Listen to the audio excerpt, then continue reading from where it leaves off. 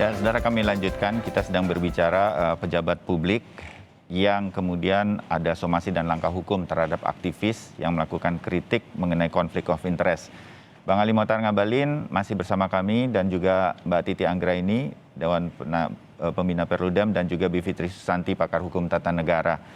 Bang Ali, dari sisi atau angle demokrasi harusnya dialog. Begitu kata Mbak Titi. Halo. Kedengaran Bang Ali? Ya, hancur. Oke, tapi suara Bang Ali terdengar jelas. Kalau sekarang suara saya terdengar ya? Ya, tapi Oh, oke. sakit. Oke, sambil diperbaiki ya Bang Ali ya, mudah-mudahan saya terus berbicara. Mudah-mudahan Bang Ali makin baik audionya yang bisa diterima di tempatnya Bang Ali. Kemudian dari sisi hukum tata negara, ada kritik konflik of interest terhadap pejabat publik yang harus diklarifikasi, kata Mbak Bivitri. Bukan somasi ataupun langkah hukum langkahnya. Nah, Bang Ali gimana menurut Anda dari dua sisi pandang ini? Silakan. Oke. Saya mau bilang begini, Mas Bayu ya. Saya mau katakan bahwa yang kita bicarakan ini adalah dua aspek. Aspek yang pertama bahwa memang negara kita adalah negara demokrasi. Tapi jangan Anda lupa bahwa demokrasi itu menempatkan apa yang disebut dengan moral ability menjadi prioritas. Itu pertama loh, itu pertama. Jadi moral ability dan aspek yang kedua itu adalah culture and humanity. Jadi aspek-aspek budaya, aspek-aspek kemanusiaan, aspek-aspek moral itu harus dikedepankan dalam membangun sistem nilai demokrasi. Itu diajarkan dalam seluruh buku-buku teks yang kita baca. Karena itu jangan pernah kemudian atas dasar demokrasi, kemudian Anda gampang melakukan fitnah, mencederai orang.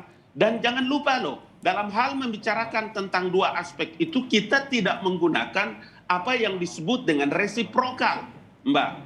Kalau resiprokal dalam perjanjian kita yang sudah kita ratifikasi bertahun-tahun itu adalah melakukan hal yang sama dalam melakukan klarifikasi. Tidak. Kalau Anda sudah melakukan tuduhan, memfitnah, kemudian membohongi publik dengan mencederai posisi dan identitas mereka. Karena yang mereka pertaruhkan itu adalah integritas dan moral ability. Itulah yang dari tadi kita bicarakan, dilakukan oleh Pak Luhut Binsar Panjaitan, dilakukan oleh Pak Muldoko. Beliau berdua ini kan jenderal, orang yang kita tahu tahapan-tahapan pendidikan, tahapan-tahapan leadership yang mereka mengikuti dalam setiap jalur sampai dengan memposisikan Pak Muldoko dan Pak LBP hari ini.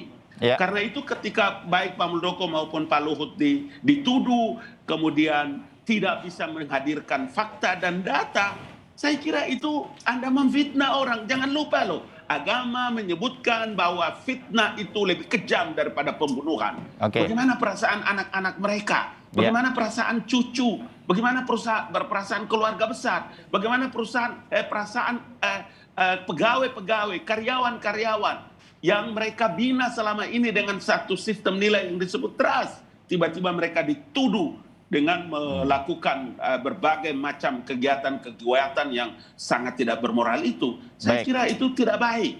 Harus beliau menggunakan hak hukumnya, hak-haknya supaya bisa melakukan klarifikasi ini. Kemudian itu yang sudah dilakukan. Somasi itu adalah hal yang diatur dalam konstitusi kita. Di mana salahnya? Gitu. Jadi saya mau supaya dibahas baik-baik. Jangan sampai kita justru mencederai ruang publik ini dengan informasi-informasi yang tidak benar. Menurut saya seperti itu. Baik, Bang Ali. Mbak Bivitri, ini fitnah menurut Anda? Iya, jadi tentu saja ya somasi ke pengadilan itu hak hukum semua orang.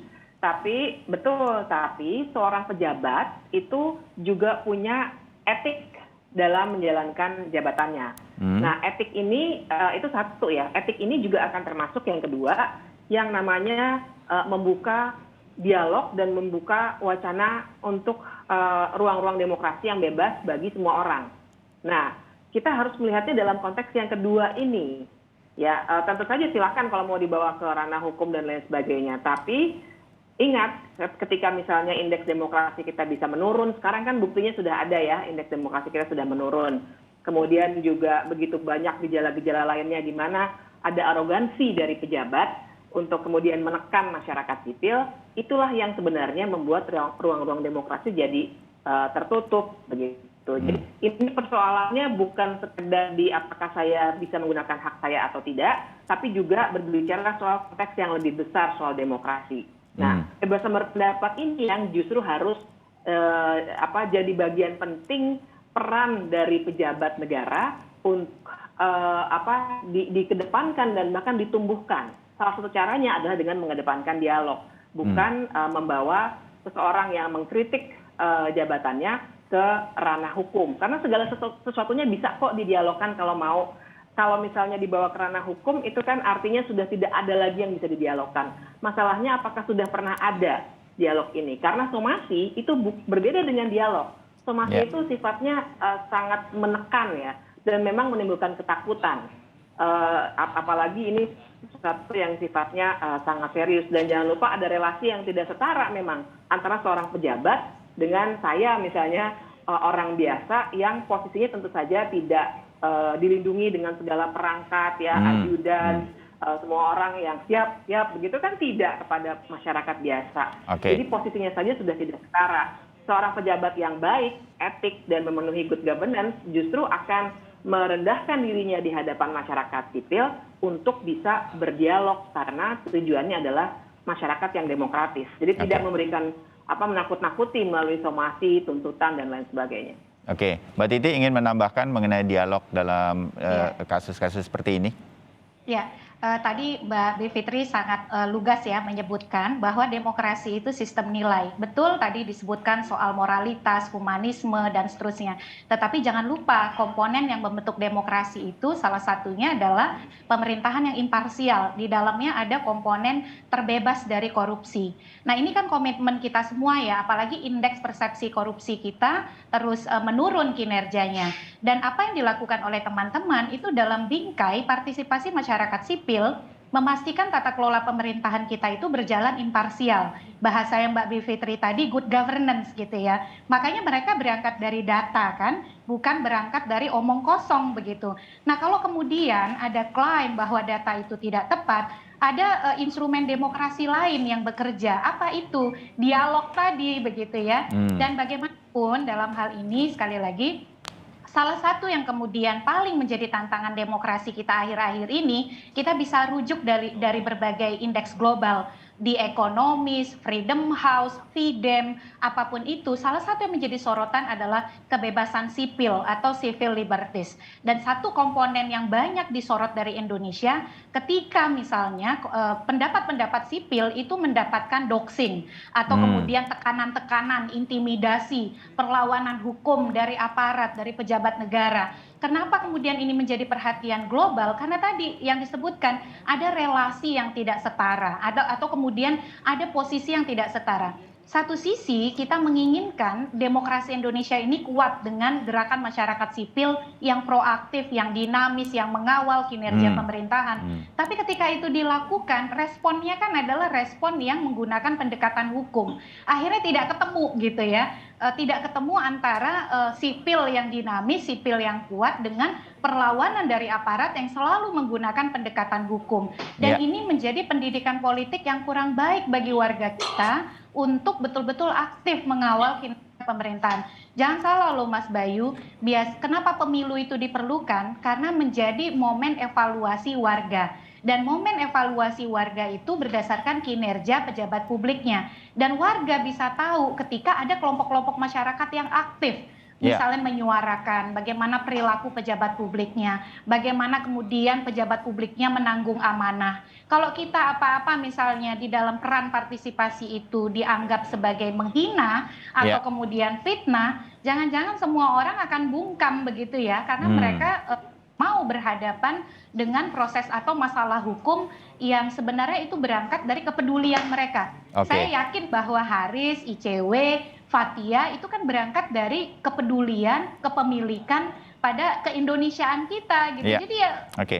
bisa saja proporsional dengan cara-cara yang memang tadi Pak Ngabalin menyebut soal leadership gitu ya. Justru leadershipnya diuji nih, bagaimana seorang leader mengayomi warganya dengan cara-cara yang bermartabat dan puji begitu. Oke, Bang Ali, konflik Jadi of gini, Mas Bayu. interest-nya itu Begini. sendiri belum terjawab begitu dari Oke, apa yang kemudian begini. ingin dikatakan. Begini Mas Bayu. Nanti baca kembali deh, baca kembali referensi, baca kembali buku. Siapa yang menyebutkan bahwa somasi itu, saya catat dengan baik, adalah upaya atau langkah-langkah menekan, membuat ketakutan, memukul, dan lain-lain Dampaknya sebagainya. dong, Pak Ngabalin. Kita bicara dampaknya. Kalau Iya. definisi kita bisa ada definisi. Kalau somasi itu kemudian harus sinonimkan dengan upaya-upaya untuk menakutkan, menekan, kemudian memukul dan lain-lain sebagainya. Jangan lupa pejabat itu karena tugas dan kewenangannya ada melekat pada dirinya. Dia manusia biasa yang punya hati, punya perasaan, punya anak turunan, punya moral ability yang saya bilang tadi. Iya. Kalau somasi itu kan kita tahu somasi itu adalah upaya, langkah-langkah, teguran yang dilakukan oleh pihak calon tergugat kepada proses hukum. Kenapa begitu dilakukan? Iya, untuk memberikan somasi itu kan dalam rangka kesempatan kepada pihak calon penggugat itu upaya apa? Upaya untuk dia bisa melakukan klarifikasi, menunjukkan kepada data dan fakta. Bukan orang yang dituduh kemudian disuruh menunjukkan fakta. Kau yang bilang orang itu merampok, kau yang bilang orang itu membunuh, mencuri. Mana buktinya? Supaya kau tidak memfitnah orang. Masa begitu harus kemudian disebut sebagai upaya-upaya untuk bisa melakukan langkah-langkah yang kemudian membedakan antara pejabat dengan masyarakat biasa. Ya. Ini kalau Anda menyebutkan itu soal etik, justru tidak beretika kalau kita itu menuduh dan memfitnah orang tanpa ada bukti. Ingat, mulutmu adalah harimaumu. Karena itu orang-orang ini harus diproses hukum, diperiksa, supaya kalau dia bersalah harus dijatuhi hukuman. Supaya orang tidak bebas di negeri ini kemudian menggunakan alasan demokrasi, menghujat dan mencaci maki setiap orang yang mereka tidak suka. Itu loh kuncinya. Ya, tapi sayangnya Bang Ali, publik tidak melihatnya terlalu ke arah sana. Kalau boleh saya menjadikan ukuran misalnya di media sosial begitu, orang kemudian melihatnya pejabat publiknya jadi nggak siap jadi pejabat publik. Ada kritik mengenai konflik of interest. Bahkan sebetulnya seorang pejabat publik, makanya kan saya nggak mau jadi pejabat publik karena harus tahan di fitnah, harus tahan di apa, nggak boleh emosional, harus menanggapinya dengan baik. Karena begitu dia merespon sesuatu sebagai pribadi, yang dilihat dia adalah sebagai pejabat publik atau orang pemerintah. Jadi pemerintahnya yang anti kritik.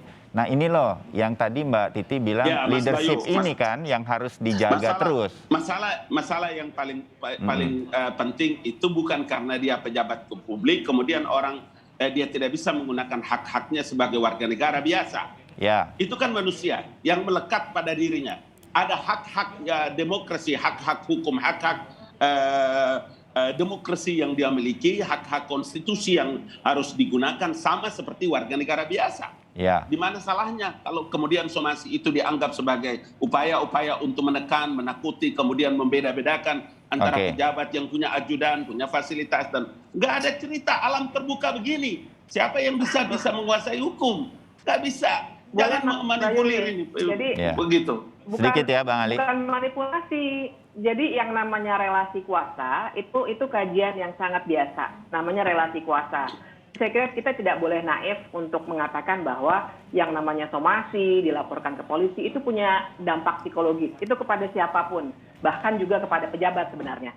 Jadi tidak bisa kita katakan somasi itu, kemudian kita beri definisi hukumnya yang bisa dibaca di mana saja misalnya. Tapi ini dampak psikologis yang diberikan.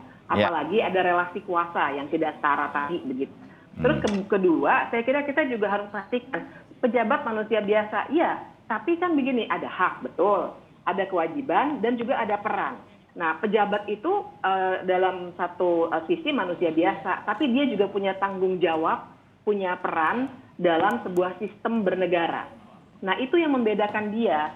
Sehingga misalnya ya, kalau ada pejabat yang berbuat salah di negara lain, tidak di negara kita, misalnya dia akan mundur dari jabatannya. Nah, itu kan etik ya, karena memang jabatan publik itu mengandung suatu tanggung jawab moral yang berbeda. Nah, pendekatan ini yang juga harus digunakan. Jadi tidak bisa hanya pokoknya ada hak hukum. Bukan di situ. Kita bicara dalam sebuah konteks demokrasi yang luas, justru karena ada jabatan publik yang melekat, dan dia itu kan dipilih baik melalui pemilu ataupun melalui penunjukan, tapi ada proses yang cukup luar biasa. Dan sekali lagi saya kira relasi yang harus kita tekankan, bahwa masyarakat itu memang tidak dalam posisi yang diuntungkan, sehingga proses hukum seperti ini mau tidak mau akan menimbulkan ketakutan di kalangan masyarakat sipil, baik orang-orangnya langsung maupun rekan-rekannya begitu ya. Dan inilah yang membuat indeks demokrasi kita jadi menurun terus. Ya, gitu. Baik. Saya harus membatasi obrolan kita sampai di sini, Mbak Titi, Mbak Bivitri, dan juga Bang Ali. Tapi poin-poinnya kita dapat. Kita mengerti bagaimana posisi dari Bang Ali terhadap Pak Muldoko dan juga Pak Luhut. Respek saya kepada mereka yang selama ini bekerja di pemerintahan. Tapi mudah-mudahan ini menjadi masukan lah. Titip ya buat Pak Muldoko dan Pak Luhut, Bang Ali, bahwa ini masukan. Saya mendorong beliau berdua untuk gaspol. Jangan injaren. Serius. Saya bilang sama Pak Muldoko, saya bilang sama Pak LBP, gaspol. Jadi contoh bagi orang lain supaya jangan setiap orang itu gampang difitnah, diadu domba, dipublikasikan berita-berita bohong yang menyesatkan.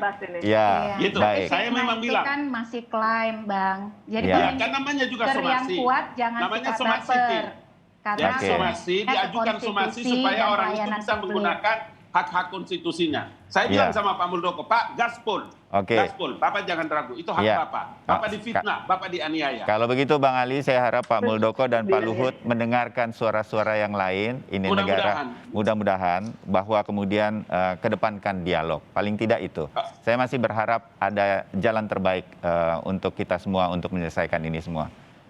Waktu saya terbatas. Bang Ali, Mbak Bivitri, Mbak Titi, kita ketemu lagi lain waktu. Terima kasih untuk diskusi pagi ini. Terima kasih.